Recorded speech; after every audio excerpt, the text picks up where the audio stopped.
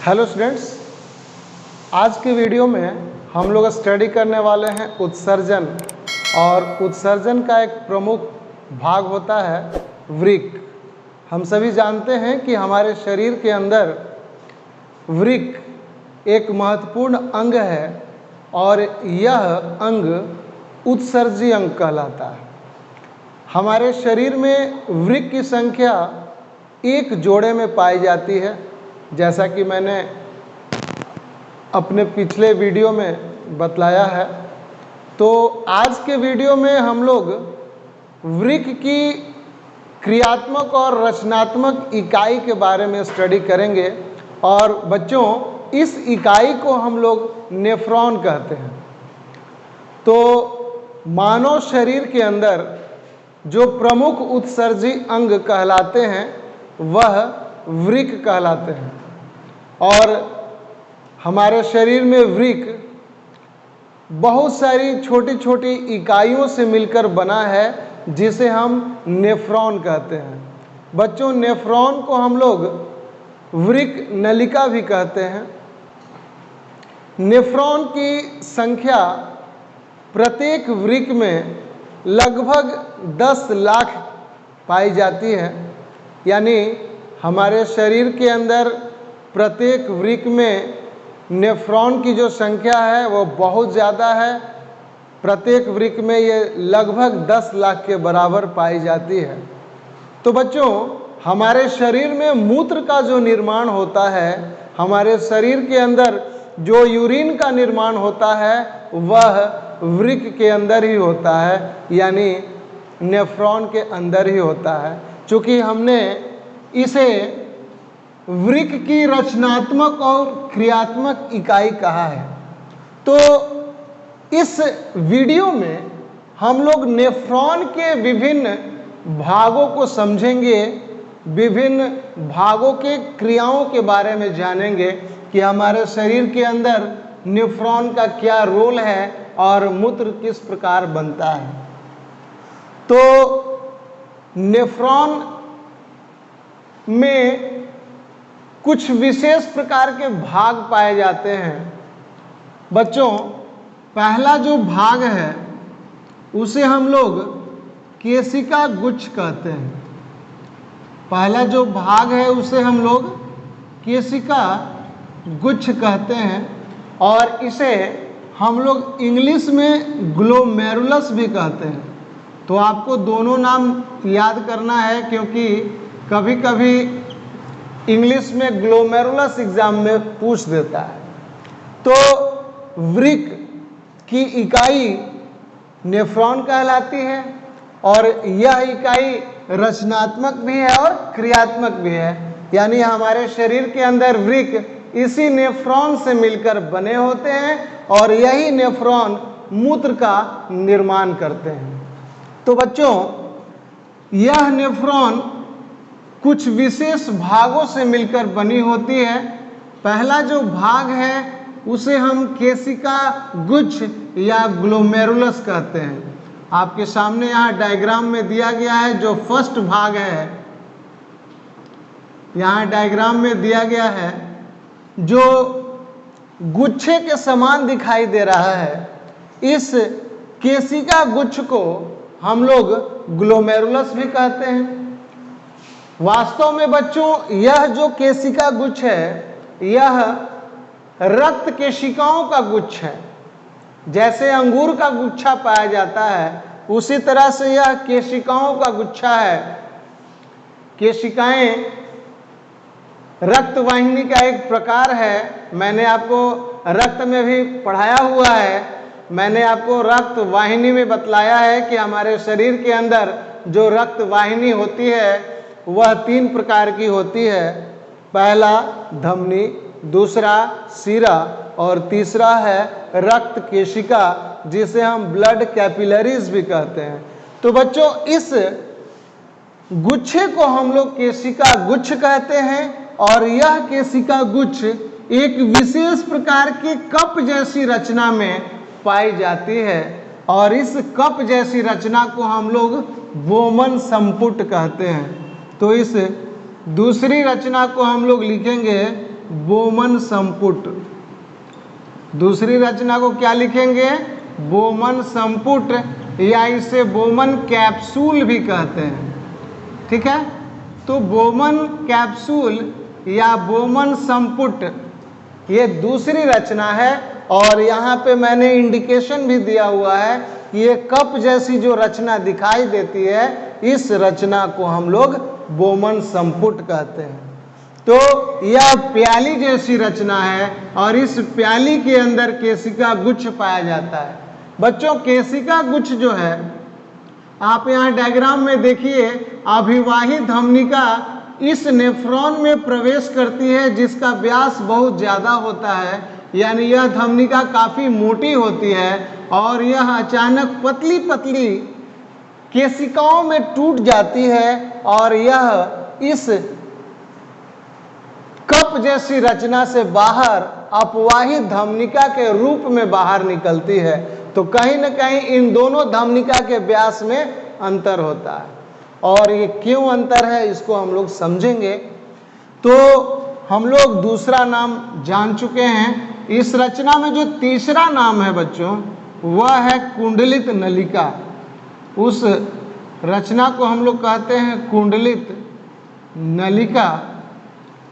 यह कुंडलित नलिका Bowman capsule के बाद, बोमन संपुट के बाद एक कुंडल जैसी रचना बनाती है, एक क्वाइल की तरह रचना बनाती है। इसको हम लोग कुंडलित नलिका कहते हैं। और यह कुंडलित नलिका नीचे की ओर एक यू के आकार में रचना बनाती है, एक चाप बनाती है। इस चाप को, इस लूप को हम लोग हेनले की चाप कहते हैं। तो चौथी रचना हो गई हेनले की चाप, हेनले की चाप। ठीक है, हेनले की चाप आगे चल करके एक विशेष संग्राहक नलिका में खुलती है जिसमें मूत्र स्टोर होता है। तो इस चौड़ी नलिका का नाम क्या है? संग्राहक नलिका। तो हम लोग यहाँ पे लिख देंगे संग्राहक नलिका। ठीक है, तो संग्राहक नलिका में मूत्र संचित होता है, मूत्र इकट्ठा होता है, और इस नलिका में विभिन्न प्रकार की शाखाएं पाई जाती हैं जो नेफ्रॉन से आकर इसी में खुलती हैं। यानी इसके अगल बगल जो नेफ्रॉन होगा उनसे जो मूत्र बनेगा वो इसी में कलेक्ट होंगी, इसी में संचित होंगी, और यहाँ से मूत्र वाहिनी से यह जो संग्राहक नलिका है वह मूत्र वाहिनी को भेजेगी और मूत्र वाहिनी से मूत्र जो है मूत्राशय में एकत्रित होता है। ठीक है, तो आपको किडनी या वृक्क की रचना मालूम होगी। वृक्क, मानव का उत्सर्जन तंत्र पता होगा, मैंने अपने चैनल पे बतलाया भी है, आप वहां जाकर उस वीडियो को देख सकते हैं। ठीक है, तो ये नेफ्रॉन की रचना हम लोगों ने लिख लिया है। इसमें कौन कौन से मुख्य भाग पाए जाते हैं। पहली जो रचना है उसे केशिका गुच्छ कहते हैं। तो बच्चों, अभिवाही धमनिका से जब रक्त अत्यधिक दाब के साथ चलती है और यह अचानक सक्रिय होती जाती है, अचानक यह पतली होती जाती है, जिसके कारण रक्त में केशिका गुच्छ के अंदर इतना ज़्यादा प्रेशर हो जाता है, इतना ज़्यादा दाब बढ़ जाता है, जिसके कारण इस बोमन संपुट के अंदर रक्त अपने आप छन जाता है और इस छने हुए भाग को हम लोग फिल्ट्रेट कहते हैं। ठीक है, तो फिल्टर का काम क्या है? छानना, और जो पदार्थ छन चुका है उसे हम लोग फिल्ट्रेट कहते हैं और इसी बोमन संपुट के अंदर यह एकत्रित होता है। तो इस फिल्ट्रेट में हानिकारक पदार्थ पाए जाते हैं, उत्सर्जी पदार्थ पाए जाते हैं, और उस उत्सर्जी पदार्थ के साथ साथ बच्चों इसमें हमारे उपयोगी पदार्थ भी छन जाते हैं, जिसमें ग्लूकोज, एमिनो एसिड, विभिन्न प्रकार के खनिज लवण, और साथ साथ जल इसमें पाए जाते हैं। तो बच्चों, हमें तो मूत्र का निर्माण करना है, हमारा शरीर मूत्र को बाहर करता है। यदि उस उत्सर्जी पदार्थ के साथ, यदि उस हानिकारक पदार्थ के साथ यदि हमारे उपयोगी पदार्थ भी हमारे शरीर से बाहर चले जाएंगे तो फिर ये हमारे लिए हानिकारक होगा, क्योंकि हमारे शरीर के उपयोगी पदार्थ ही शरीर से बाहर चले जाएंगे तो फिर हमारे शरीर के अंदर रह क्या जाएगा। तो उस उपयोगी पदार्थ को मूत्र से बाहर लाना है, तो उसके लिए ये जो पूरा का पूरा नेफ्रॉन है बच्चों, यह इस अपवाही धमनिका से पूरा ये घिरा रहता है, ये पूरा जाल की तरह इसमें फैला रहता है। तो ये नेफ्रॉन, ये वृक्क नलिका रक्त वाहिनियों के जाल से घिरी होती है और उस उपयोगी पदार्थ का यहाँ उस रक्त में पुनः अवशोषण होता है, जिसे हम रीएब्जॉर्प्शन कहते हैं। ठीक है बच्चों, तो मूत्र के निर्माण में 3 प्रकार की क्रियाएं शामिल हैं, 3 प्रकार की क्रियाएं होती हैं नेफ्रॉन के अंदर। पहली जो क्रिया है उसे हम अल्ट्रा फिल्ट्रेशन कहते हैं। पहला जो क्रिया है उसे हम अल्ट्रा फिल्ट्रेशन के नाम से जानते हैं। दूसरी जो प्रक्रिया है उसे हम पुनः अवशोषण के नाम से जानते हैं, और जो तीसरा प्रक्रिया है उसे हम श्रवण या सिक्रीशन के नाम से जानते हैं। तो अल्ट्रा फिल्ट्रेशन तो हम लोगों ने देख लिया है कि चूंकि आप जानते हो हमारे शरीर में रक्त ही एक ऐसा माध्यम है जिससे विभिन्न प्रकार के उपयोगी और उत्सर्जी पदार्थ एक जगह से दूसरे जगह गमन करते हैं। तो हमारे शरीर में रक्त का छानना बहुत ही आवश्यक है।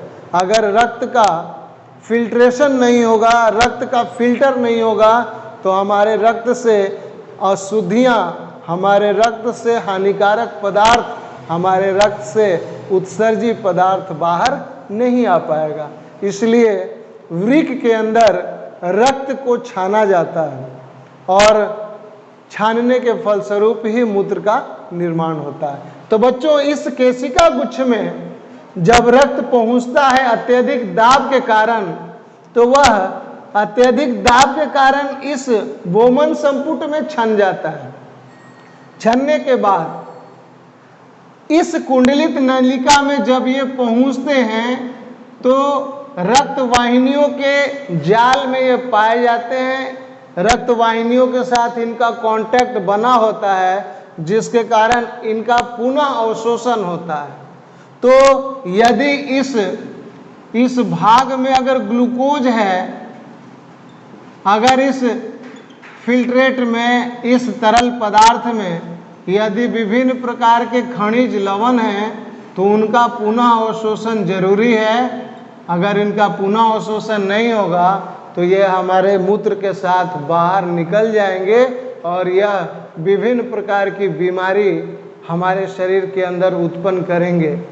ठीक है, तो इस चीज़ को हम लोग नोट कर लेंगे कि हमारे शरीर में कौन कौन सी, हमारे वृक्क में कौन कौन सी क्रियाएं होती हैं जिनके कारण मूत्र का निर्माण होता है। तो आप पहले इसका भाग नोट कर लें और इसका डायग्राम आप जरूर घर पे अभ्यास करें, क्योंकि एग्जाम में ये दीर्घ उत्तरीय प्रश्न में पूछा जाता है, तो इसका प्रैक्टिस भी जरूरी है। तो आप इसको नोट कर लें।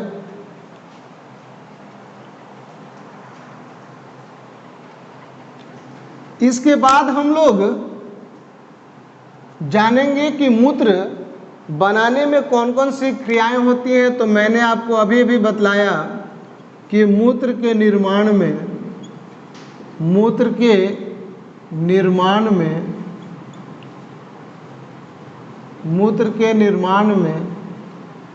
3 क्रियाएं होती हैं, 3 क्रियाएं संपन्न होती हैं।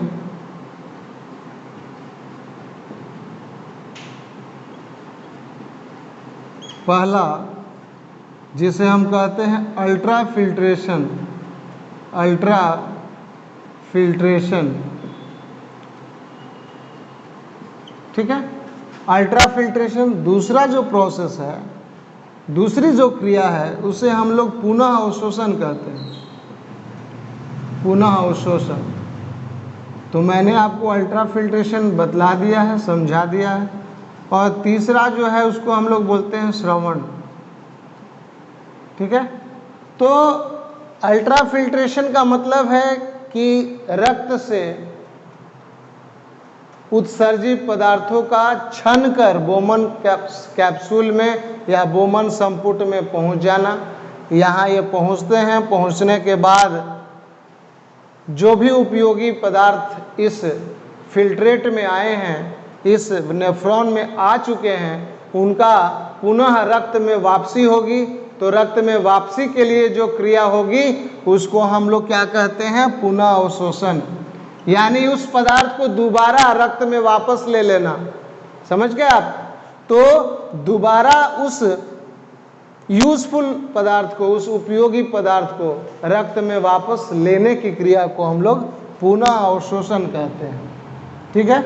और जो तीसरी क्रिया है श्रवण, तो श्रवण में क्या होगा बच्चों कि इस नेफ्रॉन की कोशिकाएं, चूंकि हम सभी जानते हैं कि हमारा शरीर जो है कोशिकाओं से मिलकर बना है और हमारे शरीर के विभिन्न अंग भी कोशिकाओं के समूह से ही बने हैं।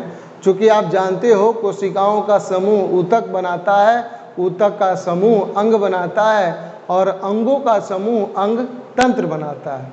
तो नेफ्रॉन एक ऐसी रचना है जो वृक्क में पाई जाती है। तो यह रचना भी कोशिकाओं से मिलकर बनी होती है। तो इस नेफ्रॉन के अंदर जो कोशिकाएं हैं उनके अंदर जो हानिकारक पदार्थ बनता है वो भी इसी तरल पदार्थ में, इसी मूत्र में वह क्या करते हैं? अपना हानिकारक पदार्थ छोड़ते हैं, अपना हानिकारक पदार्थ स्रावित करते हैं। इसी क्रिया को हम लोग श्रवण या सिक्रीशन के नाम से जानते हैं। तो तीन प्रक्रियाएं मूत्र के निर्माण में शामिल होती हैं। पहला अल्ट्रा फिल्ट्रेशन, दूसरा पुनः अवशोषण और तीसरा श्रवण। तो इन तीन क्रियाओं के फलस्वरूप हमारे शरीर के अंदर मूत्र बनता है, ठीक है बच्चों। अगला पॉइंट हम लोग को जानना है कि हमारे शरीर में जो मूत्र बनता है, जो यूरिन बनता है, उसमें प्रमुख उत्सर्जी पदार्थ क्या है? ये ऑब्जेक्टिव में क्वेश्चन भी पूछता है। तो हमारे शरीर में जो मूत्र का निर्माण होता है उसमें प्रमुख उत्सर्जी पदार्थ होता है यूरिया, ठीक है। यह यूरिया प्रोटीन के टूटने से बनता है बच्चों। यूरिया हमारे शरीर का प्रमुख उत्सर्जी पदार्थ है, याद रखिएगा, बहुत इंपॉर्टेंट क्वेश्चन है। प्रमुख उत्सर्जी पदार्थ, इसको आप रट लोगे। प्रमुख उत्सर्जी पदार्थ क्या है हमारे शरीर का? यूरिया। क्वेश्चन में यह ऑब्जेक्टिव क्वेश्चन हो गया आपका कि हमारे शरीर के अंदर प्रमुख उत्सर्जी पदार्थ क्या हैं? तो आपको यूरिया याद रखना होगा। और यह यूरिया बनता कैसे है? तो यह प्रोटीन के टूटने से बनता है बच्चों। प्रोटीन, आप चूंकि जानते हो ना, हमारे शरीर के कोशिकाओं में विभिन्न प्रकार के रासायनिक प्रतिक्रियाएं होती हैं। उस रासायनिक प्रतिक्रियाओं को हम लोग उपापचय कहते हैं। और उपापचय दो प्रकार का होता है। एक ऐसी क्रिया जिससे किसी चीज़ का निर्माण होता है, उसे हम क्या कहते हैं? उसे हम एनाबॉलिज्म कहते हैं, ठीक है। यानी ऐसी क्रिया जिसमें किसी पदार्थ का निर्माण होता है। दूसरी प्रक्रिया होती है विखंडकारी, विखंडनकारी प्रक्रिया, यानी विनाशकारी प्रक्रिया, ठीक है। उसको हम लोग कैटाबॉलिज्म कहते हैं। तो हमारे शरीर में प्रोटीन के टूटने से क्या बनता है? यूरिया बनता है। चूँकि आप जानते हो कि प्रोटीन जो है एक प्रमुख बायोमॉलिक्यूल है, एक प्रमुख रसायन है हमारे शरीर का। और यह हमारे शरीर का प्रमुख पोषक पदार्थ है और यह पोषक पदार्थ एमिनो अम्ल से बना होता है। आप याद रखोगे प्रोटीन किससे बना होता है? एमिनो अम्ल के मिलने से। एमिनो अम्ल की लंबी श्रृंखलाएं, लंबी चेन क्या बनाती हैं? प्रोटीन। तो बच्चों इस बात को आप याद रखोगे कि प्रोटीन हमारे शरीर के अंदर एक प्रमुख पोषक पदार्थ है और यह एमिनो अम्ल की लंबी श्रृंखलाओं से बना होता है और जब यह प्रोटीन टूटता है तो हमारे शरीर में यूरिया नामक प्रमुख उत्सर्जी पदार्थ बनता है और यह 100 ml में, यानी हमारे रक्त में 100 ml में यह 30 मिलीग्राम बनता है। इसको याद रखिएगा, 100 ml रक्त में 30 मिलीग्राम यूरिया का निर्माण होता है। यानी यदि 100 ml रक्त लेते हैं तो उसमें 30 मिलीग्राम यूरिया उसमें उपस्थित होता है। यह ऑब्जेक्टिव क्वेश्चन में आ चुका है। तो आप पिछले वर्ष के प्रश्न को आप देखेंगे ऑब्जेक्टिव में तो आपको मिल जाएगा। जो भी आपके पास प्रीवियस ईयर का क्वेश्चन बैंक है उसमें इस प्रश्न को ढूंढ लीजिएगा। आपको एकदम गारंटी के साथ कहते हैं कि यह प्रश्न मिल जाएगा कि 100 ml रक्त में जो यूरिया है वह 30 मिलीग्राम पाया जाता है। ठीक है, तो यह यूरिया हमारे शरीर का प्रमुख उत्सर्जी पदार्थ है। जल में घुलनशील होता है और यह जल में घुलकर मूत्र का रूप धारण कर लेता है। इसलिए हमारे शरीर में जो प्रमुख उत्सर्जी पदार्थ पाए जाते हैं उसमें प्रमुख पदार्थ है यूरिया। अब जो दूसरा पदार्थ है बच्चों जो कि बहुत कम मात्रा में बनता है वह है यूरिक एसिड यानी यूरिक अम्ल। तो उसके बारे में भी हम लोग लिख लें। तो यूरिक एसिड या यूरिक अम्ल की जो मात्रा है ये काफ़ी अल्प है और यह प्रमुख उत्सर्जी पदार्थ नहीं है हमारे शरीर में। तो यह उपापचयी क्रिया के कारण इसका भी निर्माण होता है, इस उत्सर्जी पदार्थ का भी निर्माण होता है और यह 100 ml ब्लड में यानी 100 ml रक्त में यह 2 से 3 मिलीग्राम पाए जाते हैं। 2 से 3 मिलीग्राम यह पाए जाते हैं और यह हमारे शरीर से प्रतिदिन 1 से 1.5 मिलीग्राम या 1 से 2 मिलीग्राम यह प्रतिदिन हमारे शरीर से मूत्र से बाहर निष्कासित होते हैं।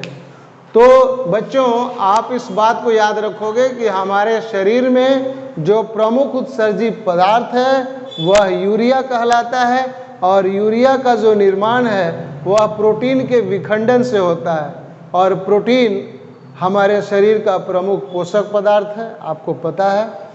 तो उत्सर्जन की परिभाषा ही यह बतलाती है कि उत्सर्जन एक ऐसी क्रिया है जिसमें नाइट्रोजन युक्त उत्सर्जी पदार्थों को, नाइट्रोजन युक्त हानिकारक पदार्थों को शरीर से बाहर निकाला जाता है। और बच्चों प्रोटीन में तो नाइट्रोजन है ही, तो प्रोटीन के टूटने से यूरिया बनता है और यूरिया हमारे शरीर का प्रमुख उत्सर्जी पदार्थ है।